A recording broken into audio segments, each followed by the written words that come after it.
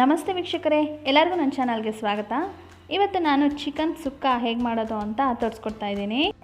ನೀವು ಯಾವುದೇ ಕರಾವಳಿ ಸ್ಟೈಲ್ ಹೋಟೆಲ್ಗೆ ಹೋದ್ರೂ ಈ ರೆಸಿಪಿ ಮೆನ್ಯೂ ಕಾರ್ಡ್ನಲ್ಲಿ ಇದ್ದೇ ಇರುತ್ತೆ. ಅಷ್ಟು ಫೇಮಸ್ ಆಗಿರೋವಂಥ ರೆಸಿಪಿ ಇದು ಚಿಕನ್ ಸುಕ್ಕ. ಬನ್ನಿ ಅದನ್ನು ಹೇಗೆ ಮಾಡೋದು ಅಂತ ನೋಡ್ಕೊಂಡು ಬರೋಣ. ಈ ಚಿಕನ್ ಸುಕ್ಕಾಗೆ ಎಲ್ಲ ಮಸಾಲಾನು ಹುರಿದು ಪುಡಿ ಮಾಡಿಬಿಟ್ಟು ಮಾಡಿದ್ರೆ ಅದರದ್ದು ಟೇಸ್ಟ್ ತುಂಬಾ ಚೆನ್ನಾಗಿರುತ್ತೆ. ಮೊದಲಿಗೆ ನಾನು 1 ಚಮಚ ಆಗೋಷ್ಟು ಕಾಳು ಮೆಣಸನ್ನ ಹುರ್ಕೊತಾ ಇದ್ದೀನಿ. ನಾನಿಲ್ಲಿ ಬಿಳಿ ಕಾಳು ಮೆಣಸು ಹಾಕ್ಕೊಂಡಿದ್ದೀನಿ. ನೀವು ನಿಮ್ಮ ಹತ್ರ ಯಾವುದಿದೆ ಕಪ್ಪುದಿದ್ದರೆ ಕಪ್ಪುದು ಹಾಕ್ಕೊಂಡು ಹುರ್ಕೊಳ್ಳಿ. ಮೆಣಸು ಸ್ವಲ್ಪ ರೋಸ್ಟ್ ಆಗಿದೆ. ಇವಾಗ 2 ಚಮಚ ಆಗೋಷ್ಟು ಕೊತ್ತಂಬರಿ ಬೀಜ ಹಾಕೋತಾ ಇದ್ದೀನಿ. ಧನಿಯಾ ಅಂತಿರಲ್ಲ ಅದನ್ನು 1-2 ನಿಮಿಷ ರೋಸ್ಟ್ ಮಾಡ್ಕೊಳ್ಳೋಣ. ಇದ್ರ ಜೊತೆಗೇ ನಾನು ಒಂದು 7ರಿಂದ 8 ಕಾಳಾಗೋಷ್ಟು ಮೆಂತ್ಯನ ಹಾಕ್ಕೊಂಡು ಅದನ್ನು ಹುರ್ಕೋತಾ ಇದ್ದೀನಿ.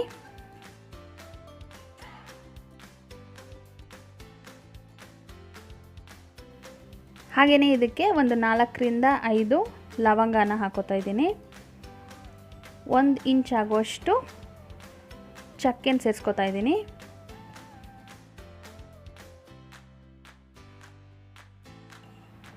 ಈಗ 1 ಚಮಚ ಆಗುವಷ್ಟು ಜೀರಿಗೆನ ಹಾಕ್ಕೊಳ್ತಾ ಇದ್ದೀನಿ. ಇದನ್ನೆಲ್ಲ ಚೆನ್ನಾಗಿ ರೋಸ್ಟ್ ಮಾಡ್ಕೊಳ್ಳೋಣ. ಎಲ್ಲ ಮಸಾಲನೂ ಲೋ ಫ್ಲೇಮಲ್ಲಿ ಇಟ್ಕೊಂಡೇ ರೋಸ್ಟ್ ಮಾಡ್ಕೊತಾ ಇದ್ದೀನಿ. ಇದ್ರ ಜೊತೆಗೇ ಒಂದು 6ರಿಂದ 7 ಬ್ಯಾಡಗಿ ಮೆಣಸಿನ್ಕಾಯಿ ಹಾಕೋತಾ ಇದ್ದೀನಿ. ಅದನ್ನು ಚೆನ್ನಾಗಿ ರೋಸ್ಟ್ ಮಾಡ್ಕೊಳ್ಳೋಣ. ಈಗ ರೋಸ್ಟ್ ಆಗಿರೋ ಎಲ್ಲ ಮಸಾಲೆನೂ ಕಂಪ್ಲೀಟಾಗಿ ತಣ್ಣಗಾಗಕ್ಕೆ ಬಿಟ್ಬಿಡಬೇಕು. ಆನಂತರ ಒಂದು ಮಿಕ್ಸಿ ಜಾರ್ಗೆ ಹಾಕ್ಕೊಂಡು ತರಿಯಾಗಿ ಪುಡಿ ಮಾಡಿ ಇಟ್ಕೊಂಡಿದ್ದೀನಿ. ಬನ್ನಿ ಸುಕ್ಕ ಹೇಗೆ ಮಾಡೋದು ಅಂತ ನೋಡ್ಕೊಂಡು ಬರೋಣ. ಮೊದಲಿಗೆ ಒಂದು ಪಾತ್ರೆ ಇಟ್ಕೊಂಡಿದ್ದೀನಿ. ಆ ಪಾತ್ರೆಯಲ್ಲಿ ಒಂದು 2 ಚಮಚ ಆಗುವಷ್ಟು ಎಣ್ಣೆ ಹಾಕೋತಾ ಇದ್ದೀನಿ. ನೀವು ಯಾವುದೇ ಕುಕ್ಕಿಂಗ್ ಆಯಿಲ್ನ ಇಲ್ಲಿ ಉಪಯೋಗಿಸ್ಕೋಬೋದು. 2 ಈರುಳ್ಳಿನ ಸಣ್ಣಕ್ಕೆ ಈ ಥರ ಉದ್ದಕ್ಕೆ ಹಚ್ಚಿಟ್ಕೊಂಡಿದ್ದೀನಿ. ಅದನ್ನು ಇದಕ್ಕೆ ಸೇರಿಸ್ಕೊತಾ ಇದ್ದೀನಿ ನಾನು. ಅದ್ರ ಜೊತೆಗೇ ಒಂದು 10ರಿಂದ 12 ಎಸಳಷ್ಟು ಬೆಳ್ಳುಳ್ಳಿನ ಜಜ್ಜಿ ಇಟ್ಕೊಂಡಿದ್ದೀನಿ. ಅದನ್ನು ಇದಕ್ಕೆ ಹಾಕ್ಕೊಂಡು ಚೆನ್ನಾಗಿ ಅದು ಗೋಲ್ಡನ್ ಬ್ರೌನ್ ಆಗೋಷ್ಟು ತನಕ ಫ್ರೈ ಮಾಡ್ಕೊಳ್ಳೋಣ.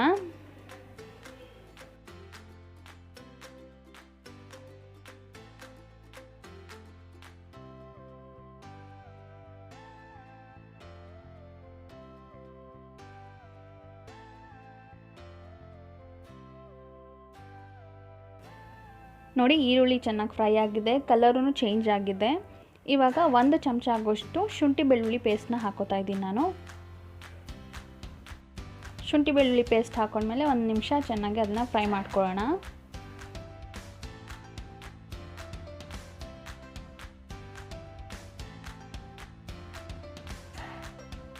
ಚೆನ್ನಾಗೆಲ್ಲ ಫ್ರೈ ಆಗಿದೆ. ಇವಾಗ ಸಣ್ಣಕ್ಕೆ ಉದ್ದಕ್ಕೆ ಹಚ್ಚಿದಂಥ 2 ಟೊಮ್ಯಾಟೋನ ಇದಕ್ಕೆ ಸೇರಿಸ್ಕೊಂಡು 1-2 ನಿಮಿಷ ಫ್ರೈ ಮಾಡ್ಕೊಳ್ಳೋಣ.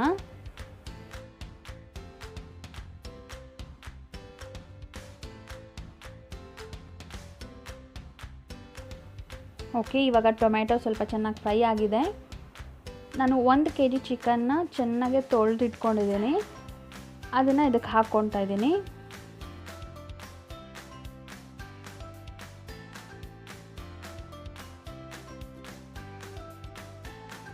ಚಿಕನ್ ಹಾಕ್ಕೊಂಡಿದ್ದ ತಕ್ಷಣ ಅದ್ರ ಜೊತೆಗೇ ಒಂದು 1/2 ಚಮಚ ಆಗುವಷ್ಟು ಅರಿಶಿನ ಪುಡಿ ಹಾಕೋತಾ ಇದ್ದೀನಿ.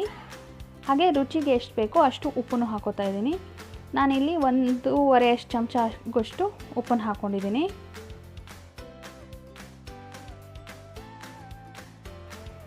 ಇದನ್ನು ಚೆನ್ನಾಗಿ ಒಂದು ಮಿಕ್ಸ್ ಮಾಡ್ಕೊಂಡ್ಬಿಡೋಣ. ಅರಿಶಿನ ಉಪ್ಪು ಎಲ್ಲ ಚಿಕನ್ನಿಗೆ ಕೋಟ್ ಆಗೋ ಹಾಗೆ.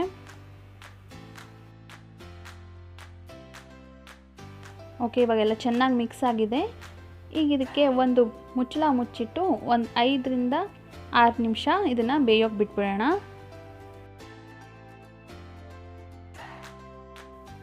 ಇವಾಗ ಒಂದು 5ರಿಂದ 6 ನಿಮಿಷ ಆಗಿದೆ. ನೋಡೋಣ ಹೇಗಿದೆ ಅಂತ. ನೋಡಿ, ಚಿಕನ್ ಎಲ್ಲ ಎಷ್ಟು ನೀರು ಬಿಟ್ಟಿದೆ ಅಂತ. ನಾನು ಒಂದು ಸ್ವಲ್ಪನೂ ನೀರು ಹಾಕಿರಲಿಲ್ಲ. ಚಿಕನ್ನೇ ಅದು ಬೆಂದು ಚೆನ್ನಾಗಿ ನೀರು ಬಿಟ್ಟಿದೆ. ಇವಾಗ ನಾವು ಮಸಾಲ ಪೌಡರ್ ಮಾಡಿಟ್ಕೊಂಡಿದ್ವಲ್ಲ ಹುರಿದು, ಅದನ್ನು ಇದಕ್ಕೆ ನಾನು ಹಾಕೋತಾ ಇದ್ದೀನಿ. ನಾನೊಂದು 2ರಿಂದ 2.5 ಚಮಚ ಆಗೋಷ್ಟು ಇದಕ್ಕೆ ಹಾಕ್ಕೊಂಡಿದ್ದೀನಿ. ನಾನು ಮಾಡಿದಂಥ ಮಸಾಲ ಪೌಡ್ರಲ್ಲಿ ಒಂದು 3/4 ಭಾಗ ಆಗುವಷ್ಟು ಪೌಡರ್ನ ಇಲ್ಲಿ ಹಾಕ್ಕೊಂಡಿದ್ದೀನಿ. ನಿಮ್ಗೆ ಇನ್ನೂ ತುಂಬ ಜಾಸ್ತಿ ಸ್ಪೈಸಿ ತಿನ್ನಬೇಕು ಅನ್ನೋರು ನೀವು ಫುಲ್ ಪೌಡರ್ನು ಹಾಕ್ಕೊಳ್ಬೋದು. ಚೆನ್ನಾಗಿ ಒಂದು ಮಿಕ್ಸ್ ಮಾಡಿಬಿಟ್ಟು ಇನ್ನೊಂದು 2ರಿಂದ 3 ನಿಮಿಷ ಲಿಡ್ ಕ್ಲೋಸ್ ಮಾಡಿ ಬೇಯೋಕ್ಕೆ ಬಿಟ್ಬಿಡೋಣ.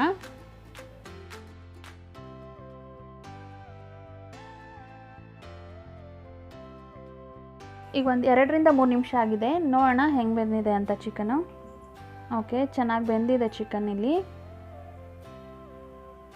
ಇದಕ್ಕೆ ನಾನು 1 ಕಪ್ ಆಗೋಷ್ಟು ತೆಂಗಿನಕಾಯಿ ತುರಿ ಹಾಕೋತಾ ಇದ್ದೀನಿ.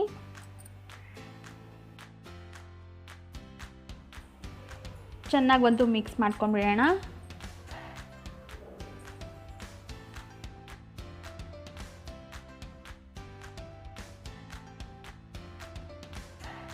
ಒಂದು ಅರ್ಧ ಚಮಚ ಆಗೋಷ್ಟು ಗರಂ ಮಸಾಲೆ ಹಾಕೋತಾ ಇದ್ದೀನಿ.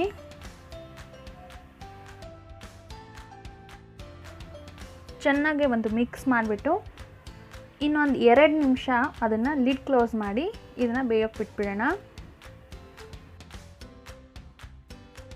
ಓಕೆ, ಇವಾಗ ಚೆನ್ನಾಗಿ ಚಿಕನ್ ಎಲ್ಲ ಬೆಂದಿದೆ. ಇದಕ್ಕೆ ನಾನು ಸಣ್ಣದಾಗಿ ಹಚ್ಚಿದ್ದಂಥ ಕೊತ್ತಂಬರಿ ಸೊಪ್ಪನ್ನ ಸೇರಿಸ್ಕೊತಾ ಇದ್ದೀನಿ.